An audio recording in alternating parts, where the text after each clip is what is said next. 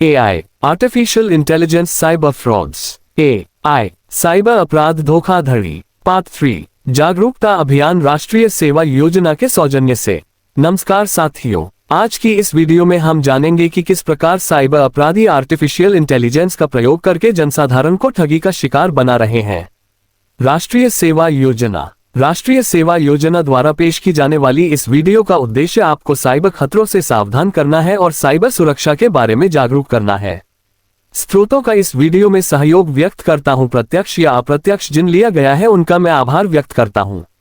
Artificial intelligence, जिसे हिंदी में कृत्रिम बुद्धि कहते हैं और जिसको संक्षिप्त रूप AI के रूप में सभी जानते हैं, आज निजी जीवन से लेकर शैक्षणिक और पेशेवर कार्यों में AI अर्थात आर्टिफिशियल इंटेलिजेंस की संभावनाएं निरंतर बढ़ रही है, तो वहीं दूसरी ओर इसी ताकतवर तकनीक का प्रयोग कर साइबर स्कैमर्स अर्थात साइबर अपराधी डिजिटल अपराध की एक नई दुनिया तैयार कर रहे हैं। आज की इस वीडियो में हम आपको साइबर स्कैमर्स अर्थात साइबर अपराधियों द्वारा AI अर्थात आर्टिफिशियल इंटेलिजेंस के माध्यम से किए जाने वाले फ्रॉड यानी कि धोखेबाजी के बारे में बताएंगे, जिसको जानना आपके लिए बहुत अनिवार्य है, अन्यथा आप भी इस साइबर स्कैमर्स का अगला शिकार हो सकते हैं।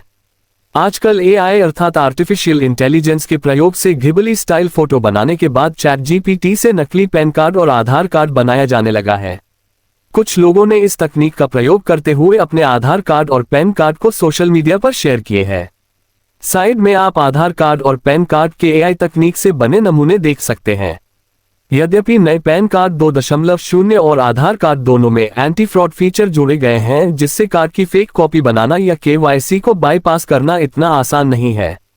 लेकिन साइबर स्कैमर्स आम आदमियों से कई गुना तेज होते हैं और AI की तकनीकी का प्रयोग कर लोगों से धोखाधड़ी आसानी से कर सकते हैं। हमें इस विषय में स्वयं को जागरूक रखना होगा। डिजिटल आइडेंटिटी से छेड़छाड़ करने के लिए साइबर स्कैमर्स के पास पहले से ही बहुत सारे टूल्स हैं। AI अर्थात आर्टिफिशियल इंटेलिजेंस साइबर स्कैमर्स को और भी अधिक ताकतवर बनाता है और उन्हें धोखाधड़ी करने के लिए एक नया और शक्तिशाली टूल्स प्रदान करता है। इस प्रकार साइबर ठगी की संभावनाएं और भी अधिक बढ़ गई हैं।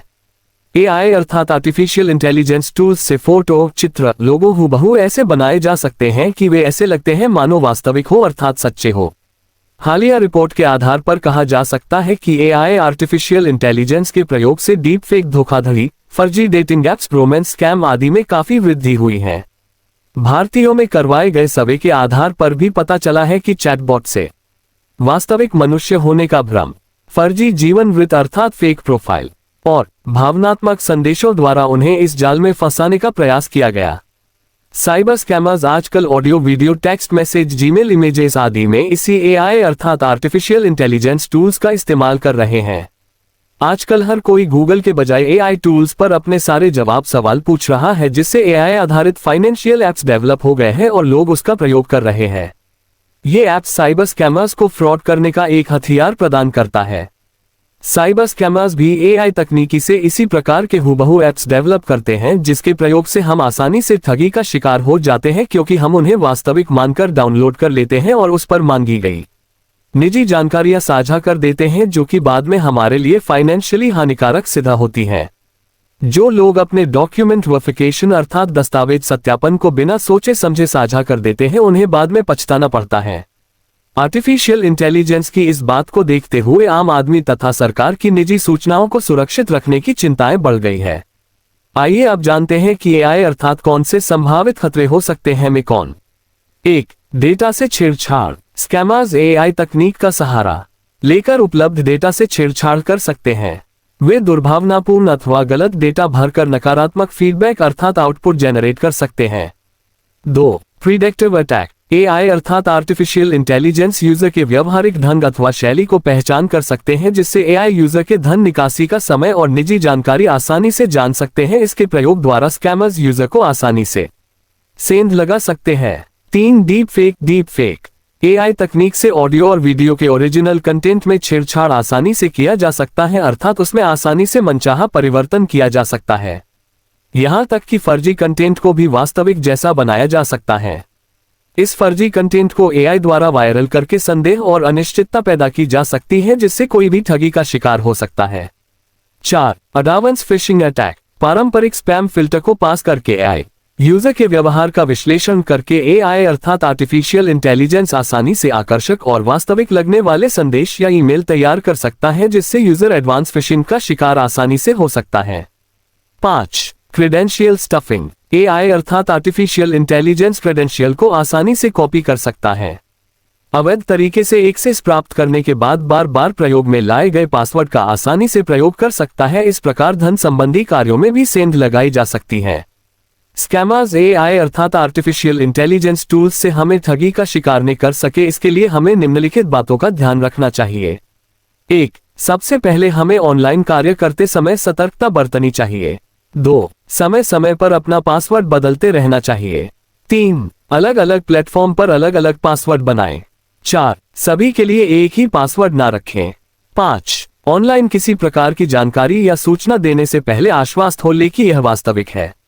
6. किसी भी तथ्य, सूचना या बात की प्रामाणिकता सिद्ध करने के लिए अलग अलग स्तरों पर सत्यापन अर्थात वेरिफिकेशन अवश्य कर लेना चाहिए, ताकि हम ठगी का शिकार होने से बच सकें।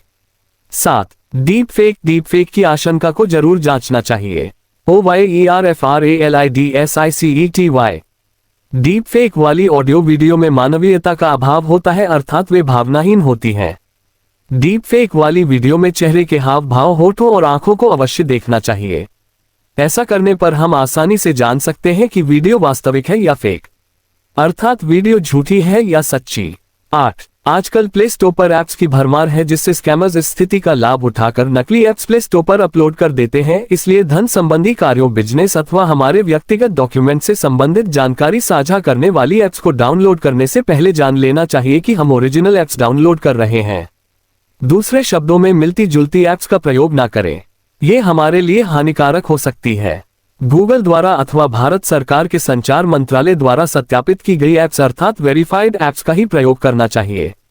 9. किसी भी प्रकार की सूचना को सर्च करने के लिए एआई अर्थात आर्टिफिशियल इंटेलिजेंस के स्थान पर गूगल अथवा क्रोम का प्रयोग करें। 10. अपने ऑनलाइन सामाजिक और आर्थिक खातों पर सुरक्षा सेटिंग्स का इस्तेमाल कर सकते हैं। Watch at NSS volunteers 024।